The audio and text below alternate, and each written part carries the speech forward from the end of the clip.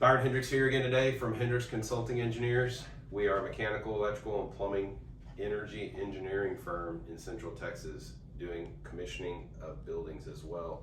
We are located in Round Rock, in the heart of Central Texas, serving all of Central Texas. And I have a bachelor's in architectural engineering and a master's in mechanical. I am a second generation professional engineer with over 25 years in the industry. And I started creating these videos because I kept getting a lot of questions on a lot of topics. And it's a lot easier to make these videos to explain them than it is to try to email them. So here we go. If you're in facilities, construction, engineering, operations, anything having to do with buildings, and you got questions about stuff that's humidity related, engineering related, whatever, we're going to try to cover that stuff. So today we're going to talk about relative humidity in low set point occupant buildings. Specifically fire stations is where this has been coming up a lot. I'm going to go through a couple different things once I get this PowerPoint to do what it's supposed to. Here we go. We're going to be covering the psychometric chart briefly, just so that we can understand how the physics of air and water vapor work, and talk about the difference between relative and absolute humidity, because I know that's confusing for a lot of people, and then help you understand how the set point on your thermostat can also affect the relative humidity and that perception of comfort.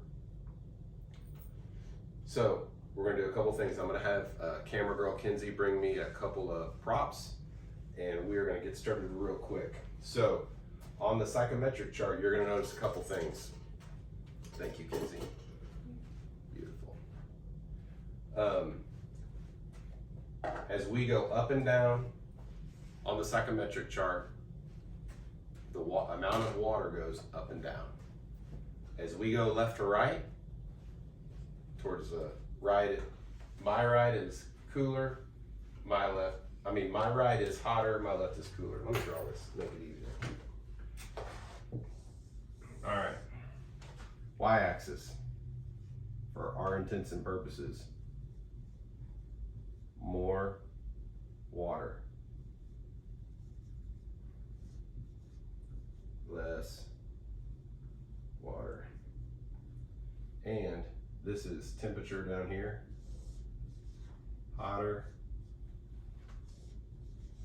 colder, okay? And then you have a bunch of these curved lines. These are your relative humidity lines, okay? Relative humidity, that's what you always hear people talking about. And for good reason. So when we look at our thermostats give us the dry bulb temperature, all right? That's this x-axis on the bottom, so you're gonna see it right down here. Goes from a -10 all the way to 120, okay? We're really gonna be focused primarily between 50 to like 90 degrees today, but the psychometric chart covers the whole gamut. All right, so what you're gonna see here is, as you move across towards the far left, that last curved line is called 100% relative humidity, also known as the dew point, generally known as your cooling coil temperature in your air conditioner. So as we have in this example, 75 degrees, gets cooled off. As it goes to the left, it gets more humidity and hits this dew point. So a lot of people are like, what's the dew point? I don't get what the dew point is. All right, let me do a quick example. We have 4 different buckets, all different sizes. The 4 different buckets on the different sizes are going to reference 4 different spots, 4 temperatures on the same line of the same humidity. So each one of these cups has the exact same amount of water. Let's just fill them up real quick. Same amount of water. Same amount of water. So the point is, the hotter it is, for a fixed amount of water, lower humidity. Colder, 15%, 30%, 80%. Now, we talked about the dew point. So as you are running air through your air conditioner, do another little picture here. Let's just say that's our air conditioner. You know, about another bad pin. And we've got our cooling coil. And so as the air comes through and hits our cooling coil, we usually have these cooling coils set about 55 degrees. Okay, so if this is our temperature, it's warm, hits that cooling coil, it comes down to 55 degrees. Well, there's a bunch of water potentially that's trapped up in here depending on how humid the air is, okay? So what's happening is as the air gets cooled down, because it hits this coil, as it gets colder, right, it's heading towards the dew point line. So if 55 degree air can only hold this much water, and we've got 75 degree air with this much water in it, you fill it up, it holds the most it can hold, and now you've got condensate coming out of your drain pan. So 55 degree air can only hold this much water ever, okay? So what does that mean to us? Well, this is how we do dehumidification in normal cooling. There's some other instances where we do some exotic stuff, but generally that's how it's done. So what ends up happening is this is the amount of water that's available to set your relative humidity. Now at 55, we're 100%. So you're gonna see that right here. 55 degrees, we are on the dew point line, we're 100%. So generally air conditioning size for this stuff to be, you know, around 72. So let's say we're at 72. So take that amount of water.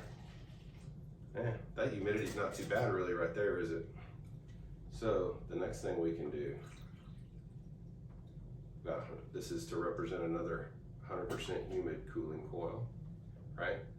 So here we have 72. Let's say here we have 68.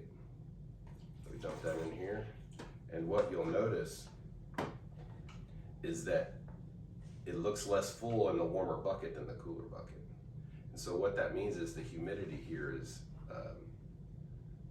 relative humidity is higher even though we have the exact same amount of actual water. And you're like, well, I don't get it.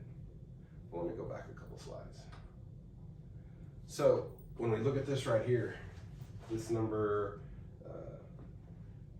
55 right here. This is 55 grains of water. So as long as we stay on that line, it's the same amount of water, which was represented there. But the farther we go down this line, we start crossing these curved lines, that's our relative humidity. So even though we may have a good cooling coil set point, if we set the air too cold, it starts to feel uncomfortable. So here's another way to look at it real quickly. So let's say now we've got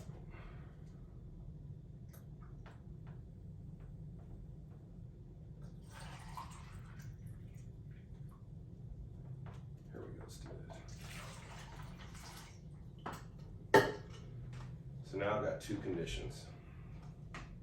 All right. This is the temperature that it was designed to be at, say 72 with a 55 degree coil. Fixed amount of water, not too humid. 65 degrees is this bucket, same exact amount of water. So what you can see, same amount of water, two temperatures. This one feels like it's really humid. Man, maybe it's not even comfortable. This one, a couple degrees warmer, because it has the ability to hold more moisture, it's only like 20%. So the point is, as you set your thermostat colder for a fixed amount of water, it's going to feel more humid, uncomfortable. So most traditional air conditioning equipment, the cooling coil is going to be around 55 degrees. So one of the things that I would tell you is that a good set point is going to be 70 to 72. If you really feel like you got to run it down to 65, what you're going to notice is you're going to see 65, you're at 71%. We're at 72, you're at 55%. People start to feel uncomfortable over 60%. But the only way that we can get it less humid in this example is if we take the the cooling coil, which we're now at 55, we take it down to 50. So if we take it down to 50, now all of a sudden you can get 65 degrees in the 58% relative humidity range. The problem is most air conditioning equipment doesn't operate at 50 degrees. Now you're looking at buying special equipment, maybe you're buying special dehumidifiers, but you're having to make special accommodations just so you can run it colder. So when you're thinking about how to run your fire station, or any building for that matter, you need to keep in mind that traditional heating and cooling equipment generally is going to have a mid-50s discharge air temperature, which means running it in the 60s in a humid environment like Central South Texas, it's going to produce a high relative humidity. So the solution to that is either fancier equipment, spend more money on equipment because we can make it drier, or run a little bit warmer, maybe 70 degrees, maybe 72, and the relative humidity goes down.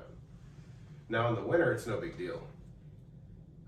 When it's cold outside, the natural humidity in the air drops, and this is not a question. So really, we're just talking about warm, humid environments here and what it looks like inside the building.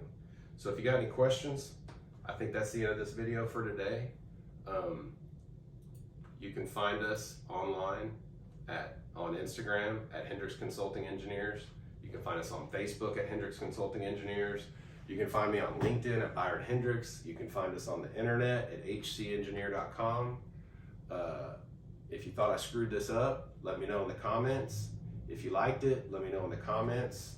Subscribe, share, and like this video. It really helps us out. Until next time.